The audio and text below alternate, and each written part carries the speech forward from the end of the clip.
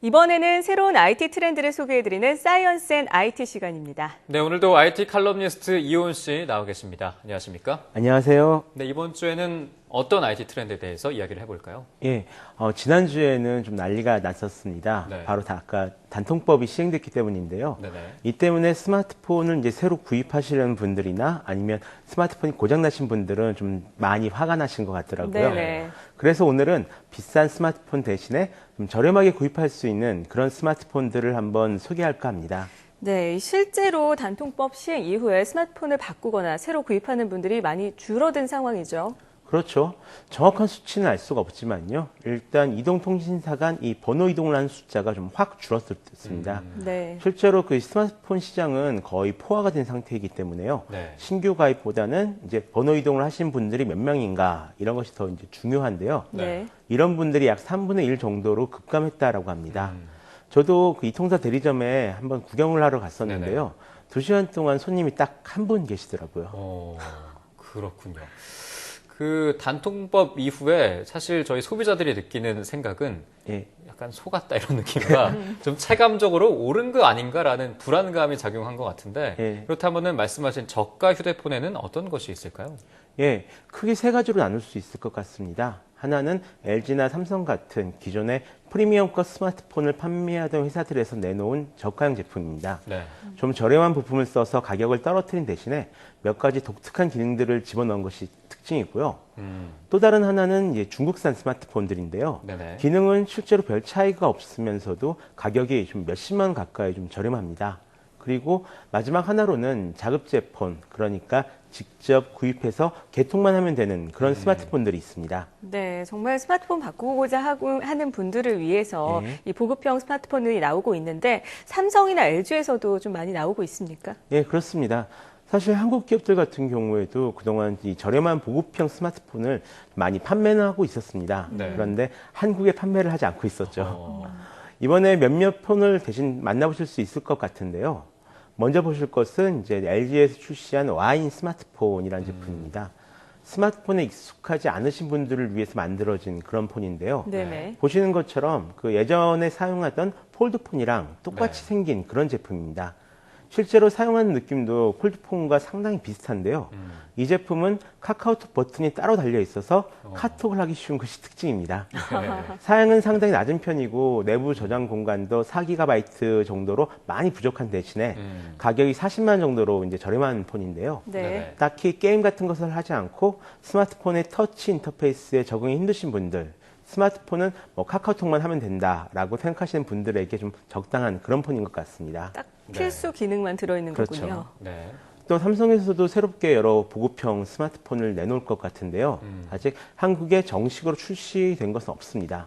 조만간 이제 갤럭시 S5 미니가 나올 것으로 여겨지는 정도인데요. 네. 대신 인도에 출시된 보급형 스마트폰이 주목을 받고 있습니다. 이름은 갤럭시 그랜드 프라임과 갤럭시 코어 2인데요. 그랜드 프라임은 26만 원 정도의 가격에 나왔고요. 네네. 코어 2는 20만 원 정도의 저가형 스마트폰입니다. 사양은 낮은 편이지만 가격이 정말로 저렴한데요. 네. 아직 한국 출시 예정은 없습니다. 네, 그렇군요. 사실 말씀하신 중에 사양이 낮다고 계속해서 말씀을 하셨지만 네. 사실 저 정도 사양도 쓸만하지 않습니까? 많이 쓸만하죠. 네. 근데 이렇게 저가고 또 품질 좋은 것들이 네. 왜 한국에는 출시가 되지 않는 건가요? 일단 LTE폰이 아니기 때문에 그렇습니다. 사실 그 일반 소비자들이 스마트폰을 사는 곳은 대부분 이동통신사 대리점인데요. 네. 이건 거꾸로 보자면 스마트폰 제조사들의 고객은 일반 소비자가 아니라 이동통신사라는 것을 의미합니다. 그래서 제조사들 같은 경우에는 이동통신사들이 원하는 이제 그런 스마트폰을 만들게 되는데요. 한국 이동통신사들은 이 3G 폰을 그리 팔고 싶어 하질 않습니다. 일단 LTE 이용 요금보다도 3G 이용 요금이 싸기 때문인데요. 네. 또 이 통사들 같은 경우는 높은 보조금을 미끼로 해서 비싼 요금제에 가입하도록 유도를 하는 경우가 굉장히 많습니다. 네. 그럴 때에도 가격이 비싼 고급형 스마트폰이 유리하기 때문입니다. 네, 이 저가형 스마트폰들 사양이 좀 낮다고 하니까 성능이 괜찮을까 이런 걱정하시는 분들이 있을 텐데 네. 실제로 성능 어떻습니까? 저가이긴 하지만 대부분 쓸만합니다. 네. 예를 들어 게임 같은 것을 하실 것이 아니면 음악을 듣고 영화를 보거나 아니면 모바일 뱅킹이나 인터넷 서핑, 메신저 이런 것들은 아무 불편함 없이 이용하실 수 있습니다. 네. 네. 그리고 요즘에 계속해서 언론을 통해서 보도가 되고 있는데 네. 중국산 저가 스마트폰이 또 우리나라의 삼성전자를 위협한다는 얘기도 있었는데 네. 이것에 대해서도 말씀을 해주시죠. 예. 그 단통법 실시를 계기로 어떤 중국 회사들이 만든 스마트폰들이 좀 본격적으로 선보이기 시작했는데요. 네. 먼저 중국 화웨이에서 만든 X3, 원래는 아너6라고 불리는 스마트폰을 한국에 맞게 개량한 그런 모델이 나왔습니다. 네. 이 제품은 LG U+의 알뜰폰 회사인 미디어록을 통해서 이제 팔리기 시작했는데요. 원래 가격은 30에서 40만 원 정도의 폰인데 여러 가지 추가 비용이 좀 들어와서 53만 원에 출시됐습니다. 네. 5인치 풀 HD 화면에 1300만 화소 카메라, 광대역 LTEA를 지원하는 등 기기 성능은 실제로 80에서 90만 원대 폰과 비교해도 떨어지지 않을 정도입니다. 그 밖에 GT 폰은 이미 판매가 되고 있고요. 다음에 또 헬로 모바일 등 같은 이제 알뜰폰 회사에서도 샤오미 등 유명 중국 회사의 스마트폰을 도입하기 위해서 현재 협상을 하고 있는 중이라고 합니다. 네. 사실 이 중국산 스마트폰 저렴하고 성능도 네. 괜찮다고 하니까 사도 괜찮을까 네. 이런 생각은 해보게 되지만 품질이 좋을지 네. 또 AS는 잘 받을 수 있을지 이런 걱정이 앞서기 마련이거든요. 예, 사실 성능으로만 보면은 큰 문제는 전혀 없습니다. 네. 스마트폰 판매량만 놓고 보자면 전 세계에서 한국 회사들보다도 더 많은 폰을 파는 회사들이 바로 이 중국 스마트폰 회사들이거든요.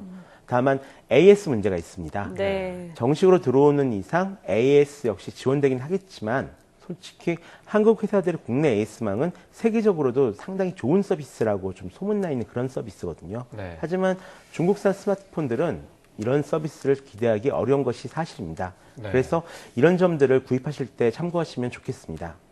네, 그리고 뭐 중국산 이야기도 하셨지만 아예 우리가 폰을 뭐 네. 약정 같은 거 맺지 않고 직접 사서 구매해서 또 쓸 수 있는 핸드폰이 있다고요? 예, 그렇죠.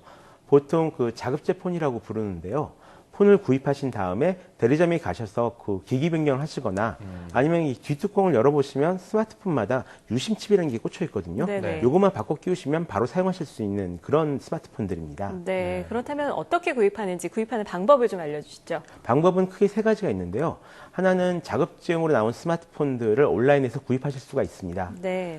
일단 이 자급제용으로 나온 스마트폰 중에서 가장 많이 알려진 것은 소니의 엑스페리아 Z3와 Z3 컴팩트가 있습니다. 네. 엑스페리아 Z3는 소니에서 나온 프리미엄 폰으로 완전 방수에다가 5.2인치 화면 그리고 2000만 화소 카메라를 내장하고 있고요. 성능 역시 가장 좋은 편에 속합니다. 대신 가격도 80만 원 정도로 비싼데요.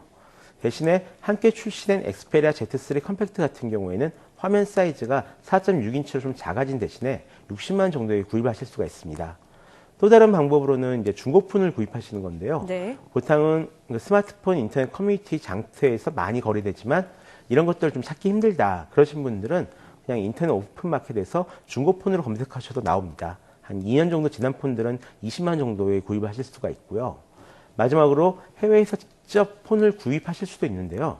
휴대폰 주파수 문제가 있기 때문에 보통 홍콩 쪽에서 많이들 구입하시는 편입니다. 하지만 방법이 좀 까다로워서 아예 인터넷 공동구매를 이용하신다거나 그런 게 아니면 추천하기는 좀 어려울 것 같습니다. 네, 그렇군요. 사실 스마트폰을 항상 뭐 새로 나온 것들에 끌려다녀서 사길 마련이었는데 스마트폰을 정말 합리적으로 스마트하게 구매해야 네. 될 것 같다는 생각이 들었습니다. 지금까지 IT 칼럼니스트 이효은 씨와 함께 이야기 나눠봤습니다. 오늘 말씀 고맙습니다. 고맙습니다.